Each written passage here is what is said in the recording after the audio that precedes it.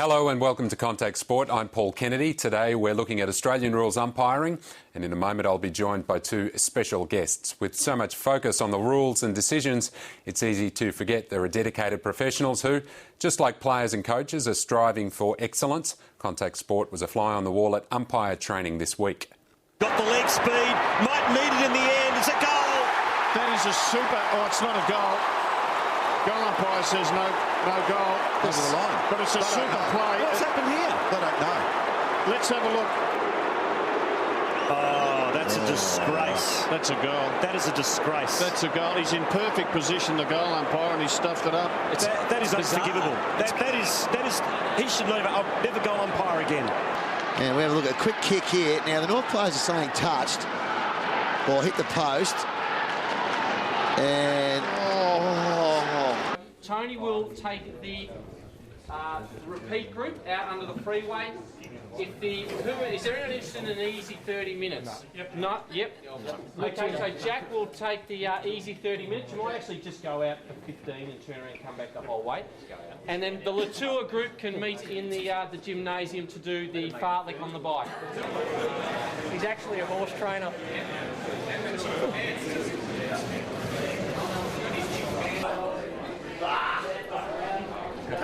Can't get it.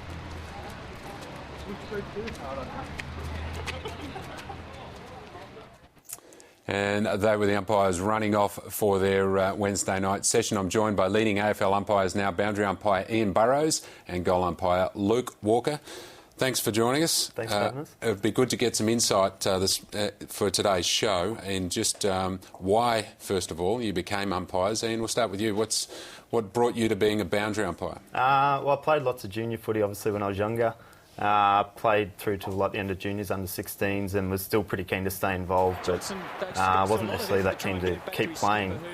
So a good way, I was always pretty fit as a youngster, so I thought a good way to stay involved was to take up the boundary umpiring. And it was your running ability that saw you go on and become an AFL umpire? Yeah, well, I was always a pretty good runner, nothing terribly special, but loved getting out and having a run. So boundary umpiring, of course, there's plenty of running up and down the line, and I thought that might suit sort of my skills. We'll talk about the fitness and your fitness benchmarks in a few moments. But Luke, what brought you to goal umpiring? At what point do you say to yourself, I want to be a goal umpire?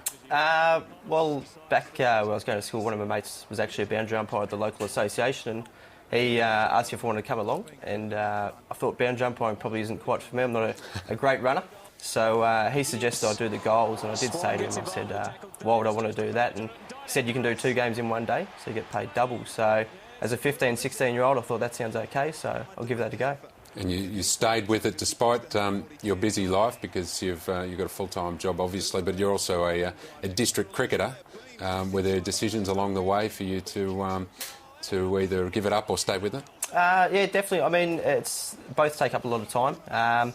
Lucky enough that obviously the 2 seasons are split apart to some degree, but there are times when I do have to make decisions about whether it's going to be cricket or umpiring, especially towards the end of the cricket season and the start of the footy season. So the AFL try to help me out and encourage me to keep playing cricket, and trying to help me out with appointments for the start of the season as much as possible. And what about the balance for you? Because you're a journalist at the ABC as well, so it's a busy life to be able to fit that in. Yeah. Of course, the players have the luxury these days of being full-time professionals. Yeah, you're right. All of us, all the field boundary and goal umpires in the AFL all have full-time jobs. So yeah, it can be quite difficult balancing all your training plus your commitments on game day, your compulsory training sessions, meeting all the fitness requirements, etc. So, but the AFL is pretty good. Like, they have people at the AFL dedicated to sort of helping work-life balance and things like that. And they'll always, try and accommodate where they can to make sure you've got the right balance. Yeah, no doubt one of those people is Jeff Geishan, and I spoke to him on Wednesday night as part of our visit to the umpires training. Let's hear now from Jeff Geishan about the task of getting so many umpires out to those games during the week. There is a lot of pressure goes with that. I mean, we have 8 rounds a week, or 8 games a week. We're a little bit different to the clubs, obviously. They have one team to look after and maybe a reserves team, but we have 8 teams of umpires that go out every week to perform. And Across Australia, we put out 188 people. That's field umpires, boundary umpires, goal umpires, interchange stewards, timekeepers, ball stewards, all their observers and coaches that we expect a level of performance from. And I guess when you've got 188 people going out there, there's always the opportunity or potential for one or two of those to maybe have an off day, maybe make a few mistakes. And when that happens, obviously the pressure comes on us. You know, you would have seen firsthand tonight the level of sort of professionalism that the coaches go about their business with, the level of professionalism that the fitness staff go about their business with, and then the meetings they have regarding teamwork and how they're going to go about it on the day. So, some people might say it's an overkill, but no, we think the game demands the utmost professional performance from our people, and we try to deliver on that every week. And yes, we're going to make mistakes. I think there's a perception out there of 100% accuracy 100% of the time, but I can tell you, after 10 or 11 years in this role, that's never going to happen. It hasn't happened before, and it probably won't ever happen in the future. So we've got to understand mistakes will be made. We've just got to try and make sure we minimise those and be as consistent as we possibly can be. And if we do make mistakes, we need to articulate that and put that out there, because we don't want people thinking that we've changed interpretation or changed the way we do things. Jeff Geeshan there, and much has been made of those mistakes from last week. But I want to talk about fitness now and just how far umpiring's come. Luke, we'll look at some vision from the 1970s now just to show us what a traditional goal umpire looks like. But you've got a lot of fitness requirements these days. Can you tell us a little bit about your training? Yeah, definitely. Pre-season, we've got to pass a 5-kilometre benchmark time, which is approximately 24 minutes. Throughout the season, our training's more aimed at speed and agility. Yep. We get obviously a lot of quick snaps out of packs, and we require some short, sharp movements. So sort of trigger running from a standing start is the sort of things that we practice throughout the season. And you have benchmarks as far as body fat goes. Yeah, we have skid fold testing, happens 5 or 6 times a year, so we've got to be under a certain requirement. Do you think that's an image thing or is that a performance thing? I think it's both. I think the AFL is obviously conscious of the image of having fit people out there officiating the games.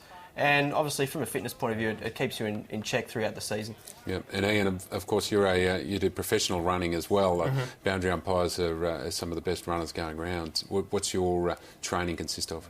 Yeah, well, there's a big variation in the guys, but we're mostly pretty good runners. There's some guys who are more focused on the short, sharp, sort of really top level sprinters, and other guys who, are doing 10Ks around 30 minutes, which is sort of bordering on national level. Running in a game, of course, we're doing 15